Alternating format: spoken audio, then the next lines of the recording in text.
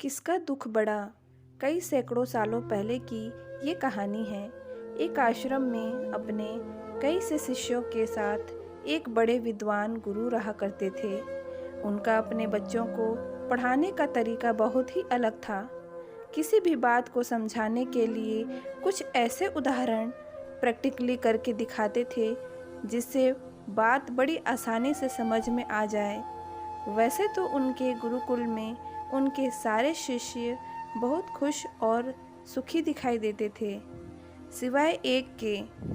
एक दिन गुरु ने अपने उसी शिष्य को अपने पास बुलाया और उसके दुखी रहने का कारण पूछा।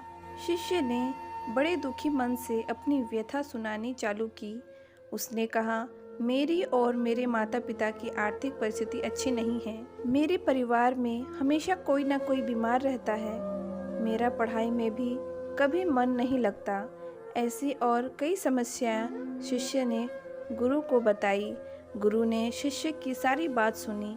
थोड़ी देर मौन रहने के बाद शिष्य को एक गिलास में पानी और मुट्ठी भरकर नमक लाने के लिए कहा।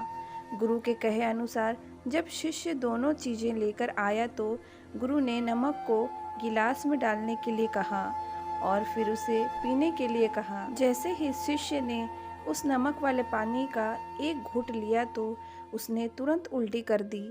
गुरु ने उसे पूछा कि इसका स्वाद कैसा लगा। शिष्य ने कहा, भयानक। अब गुरु उसको पास के एक तालाब के पास लेकर गया और उस तालाब में भी एक मुट्ठी नमक डालने के लिए कहा।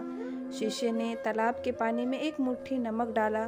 तब गुरु ने कहा कि अब इसका स्वाद बताओ कैसा है। शिष्य ने तालाब का थोड़ा सा पानी चखा और कहा कि बहुत अच्छा मीठा है।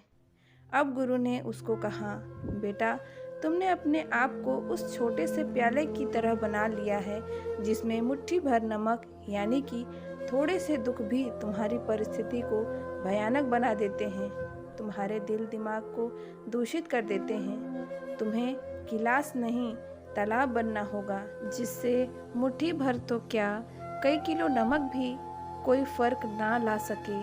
दोस्तों, यह प्राचीन कहानी हमें सिखाती है कि दुख दर्द हर किसी के जीवन में होते हैं, लेकिन हर किसी का नज़रिया उनको देखने का, उनको सहन करने का एक समान नहीं होता।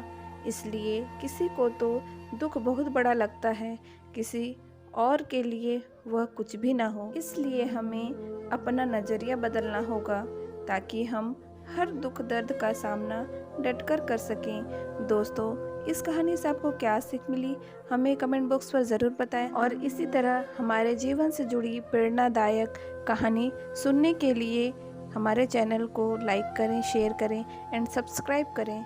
Thank you.